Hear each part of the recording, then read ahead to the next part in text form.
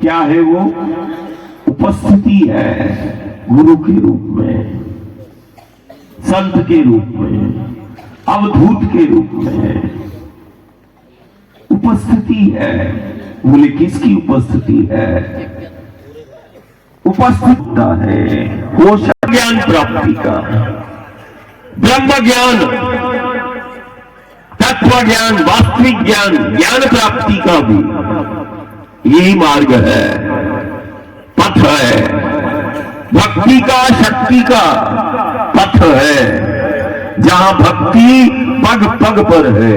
सिर्फ पग पग पर तीर्थ नहीं है, पग पग पर भक्ति है।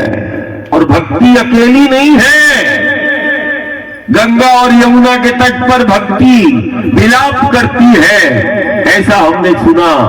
लेकिन नर्मदा के पथ पर भक्ति अपने पुत्रों के साथ है, ज्ञान और वैराग्य के साथ में। ये पुत्र है भक्ति।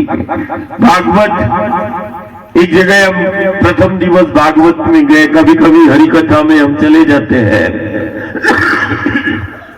राम कथा जहां होती है वहां भी मिलना हो जाता है, जहां रामधुन होती वहां भी चले जाते हैं, कीर्तन होता है वहां भी चले जाते हैं। बोले दादा कहते हैं, या फिर किसी गांव नगर में रामधुन चलती है, कीर्तन मिलती, तो हम कीर्तन में भजन में मिल जाते हैं। हम मिलते तो हम संकीर्तन में मिलेंगे, ये हमारा वचन है। हम मिलते हैं। बोले क्यों? बोले देखो हमारे ये पुत्र ऐसे अचेत अवस्था में पड़े हुए हैं। बोले ये कौन है? बोले ये ज्ञान है, ये वैराग्य है, इतना कमजोर अचेत अवस्था में के साथ चिरंजीवी अवस्था में रहती है, युवा अवस्था में रहती है, ज्ञान और वैराग्य के साथ रहती है। भक्ति है, अकेले नहीं है। भक्ति यदि नर्मदा के पथ पर भक्ति है तो ये मानना जो भक्ति नर्मदा के पथ पर है वो ज्ञान के मोती बिखरे हुए हैं। ये तो रत्न गर्भा है, जिसके गर्भ में असंख्य रत्न है। ऐसे मां नर्मदा को, इस आद्य शक्ति को रत्न गर्भा बोला गया। रत्न गर्भा मतलब जिसके, और पथ पर तुम हो, इस भगवती मां नर्मदा को वेद गर्भा बोलते हैं, जिसके गर्भ में वेद है।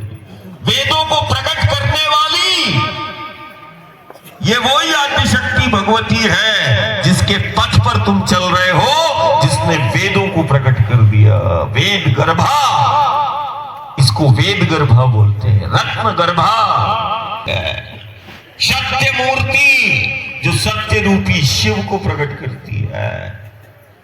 कल्याणी है, कल्याण को करने वाले को अपने द्वार पर रखती है, कंकर के रूप में, अवधूत के रूप में, संत के रूप में, सिद्ध के रूप में। ये वो आद्य शक्ति भगवती है जो कल्याण रूपी शिव को प्रकट करती है और जगत कल्याणी कहलाती है। हमारे पास शब्द नहीं, बारंबार क्षमा प्रार्थना करते, मां कैसे बताऊं, कैसे बताऊं, शब्द मौन हो जाते हैं, विषाक्ता हो जाते हैं। हमारी इच्छा है, हम चाहते हैं मौन को अपने अंदर तोड़ना। एक ऐसी मां प्रत्यक्ष जो वायु से आहार करा देती है, कितना हमारे पास शब्द ही नहीं। हम बहुत कुछ कह रपा करना, जीवन को कुछ ऐसा जीना चाहता हूं कि कोई जीवन को देखे तो वो तुझसे प्रेम करने लगे और तुझसे वो जुड़ जाए। बात मुझसे जुड़ने की नहीं, जिसने जीवन को देखा वो तुझसे जुड़ जाए और तेरी उस सामर्थ्य का एहसास कर ले, इतना पर्याप्त है। ऐसे ही तुम्हें अपने जीवन को जीना है कि कोई तुम्हारे जीवन को देखे तो उन मूल आधार शक्तियों का एहसास उसको हो जाए। कोई तुम्हारे जीवन को देखे तो उसको जीना सीख जाए। ऐसे जीवन को तुम्हें देखना, फिर से तुम्हारा घर और गांव में लौटना होगा, लेकिन अब एक नए स्वरूप में, जीवन में परिवर्तन, जीवन में परिवर्तन ऐसा लाना है।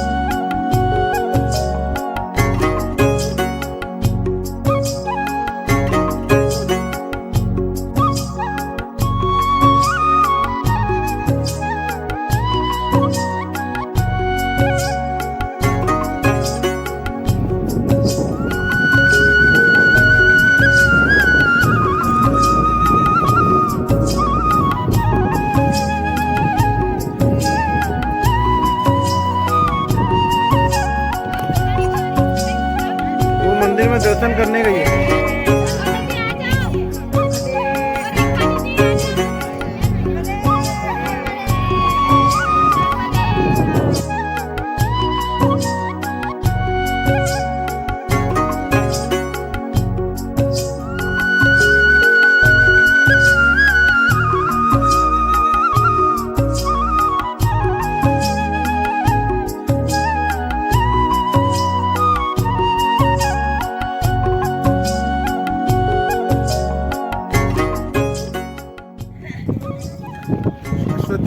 श्राप मिला था और उस श्राप के कारण उनके शरीर में शूल जैसी चुभन होती थी। शूल पानी के इस क्षेत्र में उनको राहत महसूस हुई। और ऐसा कहा जाता है कि अश्वत्थामा आज भी यहाँ इस शूलपाणी के जंगलों में घूमते हैं और लोगों को दर्शन देते हैं। ऐसी मान्यता है कि यहाँ पे परिक्रमा करना और इस स्थान पर आना, इस स्थान पर विचरण करना, शांति से बैठ के मैया का ध्यान करना एक अपूर्ण, एक अद्भुत अपने अंदर उतरने की साधना, जिससे उनको स्वयं को शक्ति मिलती है, परमात्मा से जुड़ने की एक कनेक्टिविटी बनती है।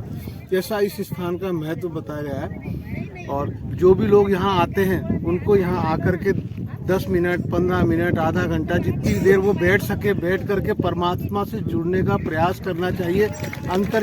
वो अंदर से अंदर इतना उतरे कि वो भगवान से जुड़ सके। ये वो स्थान है जहाँ अश्वत्थामा की सिद्धि और उनका ओरा है, जिसके कारण साधकों को भगवान से जुड़ने में बहुत ही सहायता मिलती है। आप यहाँ आएँ, यहाँ बैठें, भगवान का ध्यान लगाएं, हो सकता है नारायण मिल जाए। नर्दे हर।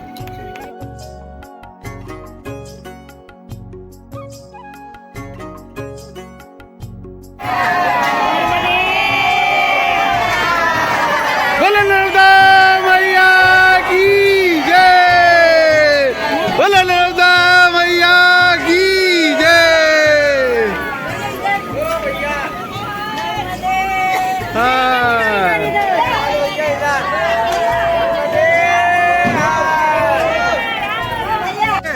बोलो नर्मदा मैया की, नर्मदा मैया की, नर्मदा मैया की, और पूड़ी बेलने वाली मैया की, और अन्नपूर्णा मैया की, और सभी की घरवालियों की।